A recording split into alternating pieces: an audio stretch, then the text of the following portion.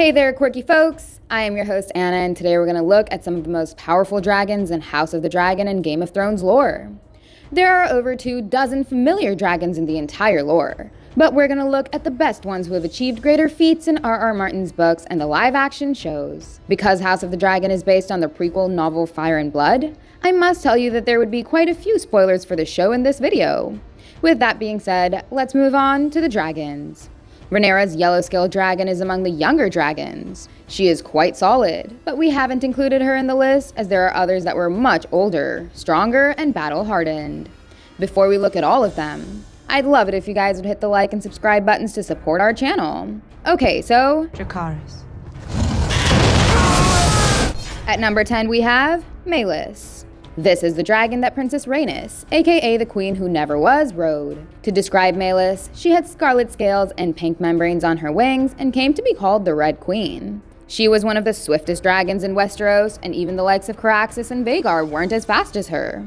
And even though she ends up dying in the Dance of the Dragons, her battle against Aegon II and his dragon Sunfire was brutal. She dealt severe injuries to both of them, and Sunfire eventually died of those injuries. So that could be seen as a victory for Mailis, even though she died much sooner. Next up at number 9 we've got Sunfire. As I've already mentioned, Aegon II rode this pure gold dragon whose flames were golden as well. He was commonly known as Sunfire the Golden and was arguably the most beautiful dragon ever. Sunfire fought many battles throughout the Dance of the Dragons. He helped in defeating Mailis and led his rider to his victories against Rhaenyra. Sunfire was the one who killed Rhaenyra by eating her up, but then, after allowing Aegon to be back on the throne, he eventually died of his wound. At number 8 there's Sea Smoke.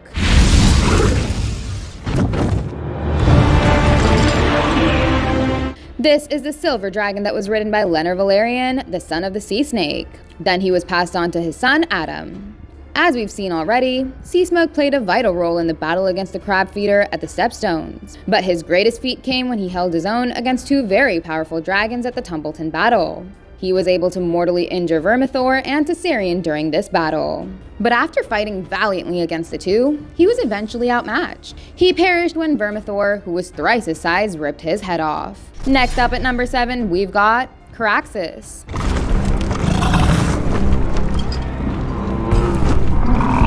Everyone who has seen House of the Dragon by now is aware that this is the fearsome dragon of Daemon Targaryen. I personally find its scream funny, but this dragon is not to be trifled with. Daemon and Maraxis were quite lethal in the battle against the crab feeder. Also known as Bloodworm, this lean red dragon fought valiantly throughout the Dance of the Dragons. Even though Maraxis was only about half the size of Veigar, he was able to match him blow for blow. Ultimately, he died fighting Aemon Targaryen and Veigar at Harrenhal. But I'd like to think that Maraxis actually won this fight. Daemon, Maraxis, Aemon, and Veigar fell into the God's Eye Lake where Maraxis locked his teeth into Veigar's throat and tore it out. Veigar died right there and then, but Maraxis managed to live long enough to pull himself out of the water. He was the last dragon standing amongst the two, but because Veigar had opened up Maraxis' belly and torn one of his wings off, he died. Next up at number 6, I've got Maraxis. This dragon was ridden by Queen Rhaenys Targaryen, the younger sister wife of Aegon I. It was one of the 3 huge Targaryen dragons that were used to conquer Westeros. So far, I've implied that Veigar was one of the larger dragons, but Maraxis was even bigger than Veigar. She had golden eyes and silver scales and helped in destroying the armies of the Reach and the Westerlands. Unfortunately, she died during the First Dornish War, when an iron bolt went through her eye while she and Rhaenys were midair.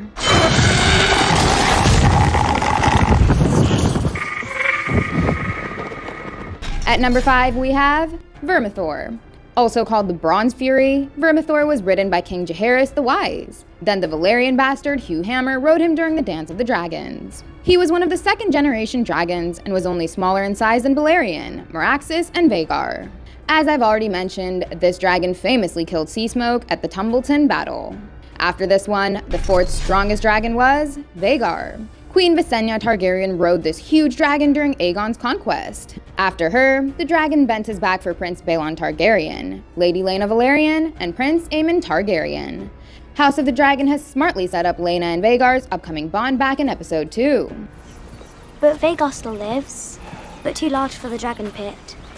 But after Queen Visenya, Veigar's ruthlessness was showcased when Aemon rode him during the Dance of the Dragons. By this time, he was the largest, strongest, and the oldest dragon alive. His kill count is probably the greatest, and I've already mentioned that he dealt the killing blow against Maraxis. But it is also known that Veigar had killed Eryx, the dragon of Rhaenyra's son Lucerys. I've already told you how he died, so let's move on to number 3, Viserion.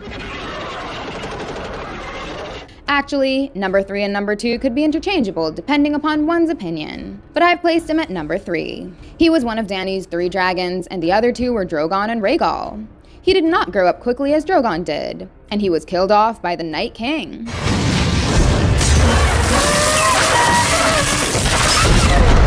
But that's when he got a massive upgrade as he became the undead dragon of the Night King. With the resurrection, he was easily able to hold his own against Drogon and Rhaegal. And his fire breath got so hot and strong that it took down the Great Ice Wall. On paper, this zombie dragon seems even stronger than Drogon.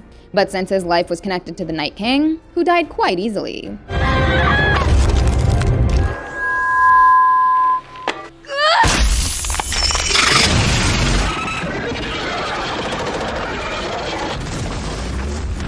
I'd give the number 2 ranking to Drogon.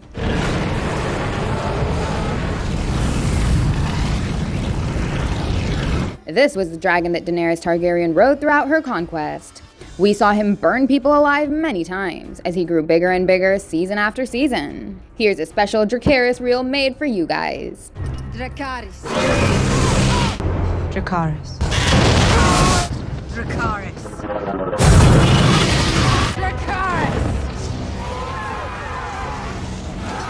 Drogon was an immense black dragon who was commonly described as the reincarnation of Valerian himself. Even if you compare him with the dragons in the House of the Dragon, he was amongst the strongest dragons to have ever lived. He destroyed King's Landing, but his most effective work was burning the Iron Throne.